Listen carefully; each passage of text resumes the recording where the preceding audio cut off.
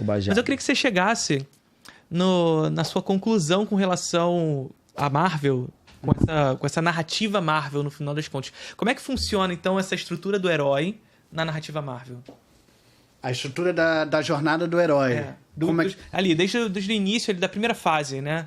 Até a conclusão dela. Quando a gente estava conversando lá fora. Do Homem de Ferro ao Ultimato. Então, porque uma coisa acho que interessante, a gente, quando lida com cinema, a gente, com a arte no geral, as pessoas, né? Eu também, a gente sempre vai com o coração muito aberto, muito inocente, né?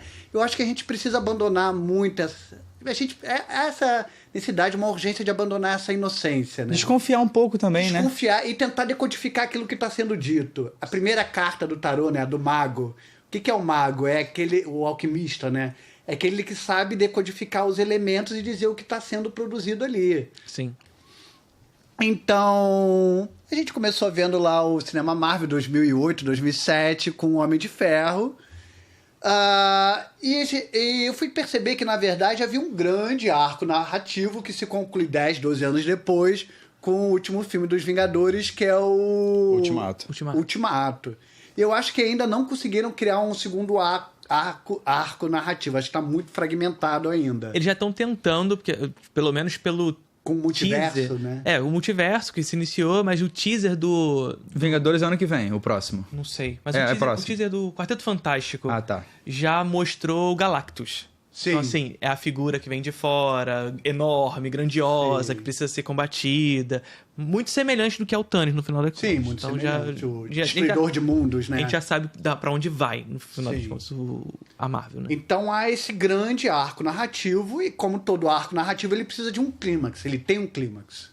E que clímax é esse? Qual é o momento ápice da narrativa Marvel que acontece lá no final, a sequência final do Vingadores Ultimato, quando a galera levantou no cinema, gritou, chorou, levantou, como se fosse um parque de diversões, né? O Scorsese fala, né? Sim. Que é parque de diversões. Mas, na verdade, o que é aquilo? É o clímax. São as pessoas dizendo, isso aqui é o clímax, entendi.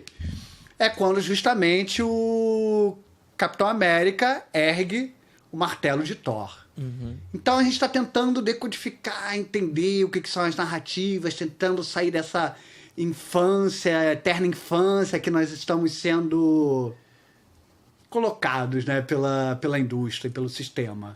Então vamos tentar identificar o que significa o Capitão América segurando o martelo de Thor. O que é o símbolo do martelo de Thor? Então, o que é o Thor? A gente brincou lá fora, né? Apareceu deuses vikings, mitologia nórdica, já liga lá o Red flag. Red flag. Fica atento, abre lá no Wikipédia, vê quem é o diretor. Apareceu uma banda de metal que fala de deuses e tal. Vê qual é Vê a procedência. qual é o posicionamento político e tal, porque provavelmente há um perigo aí. Porque os deuses nórdicos, eles foram cooptados, sim. Eles não eram nazistas, né? Claro. Mas eles foram cooptados, sim, pelo nazismo. E o neonazismo está sempre fazendo referência, usando a mitologia nórdica, a mitologia viking, para legitimar, né, o seu discurso, né? Então, o deus Thor, ele já carrega esse estigma, essa marca. E aí tem algo interessante que acho que vem dos quadrinhos também, que só... Mas narrativamente, o deus Thor, ele tem alguma coisa que possa ser assimilado com mais facilidade por conta disso? Ele é bem agressivo, pela história. Né? Ele só quer saber de comer, beber e brigar. Sim. Ele é o deus do trovão, né? Sim. Ele é tipo o Carluxo da família. É sério, é tipo o Carluxo da família. Ele não tá ligado à arte, à poesia, ao pensamento. Era o Balder. Era o Balder, sim. Nem a agricultura também, né? Uhum.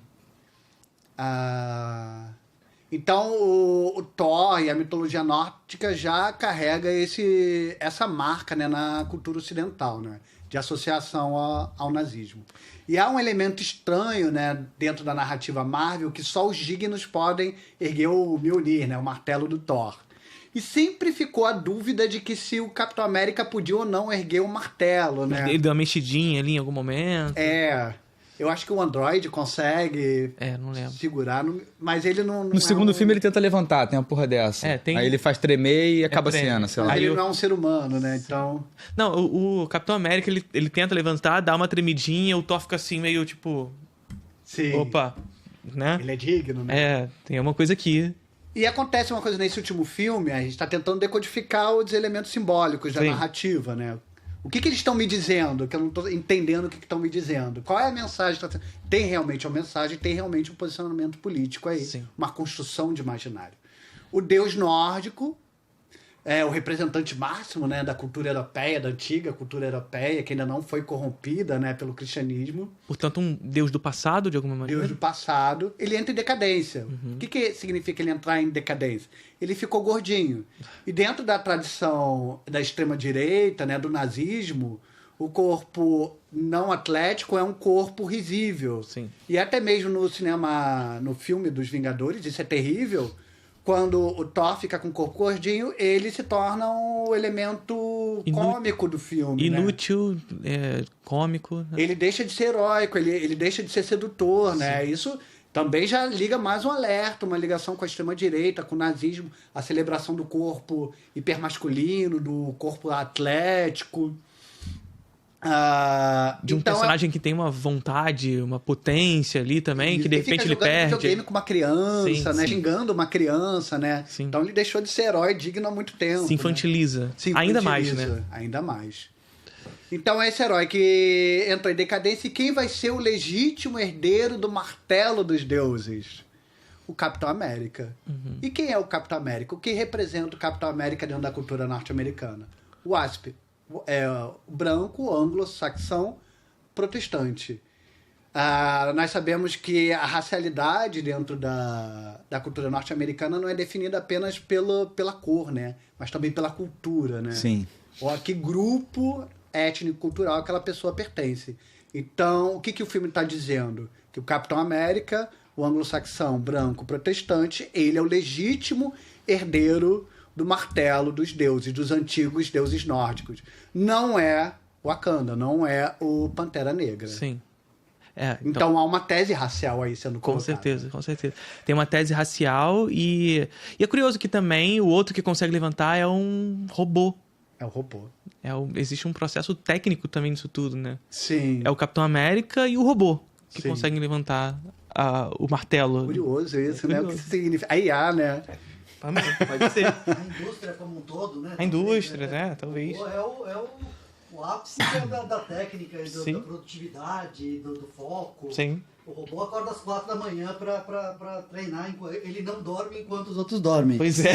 Esse é o típico robô Pois é. Ele acorda enquanto os outros estão dormindo. Sim. E falou legal, que é uma coisa legal, que ele não dorme, né? Que talvez o nosso único momento, né? De saída do universo de produção, né? É o descanso. É o descanso, é o sono, é o sonhar. Sim. E onde a gente não é...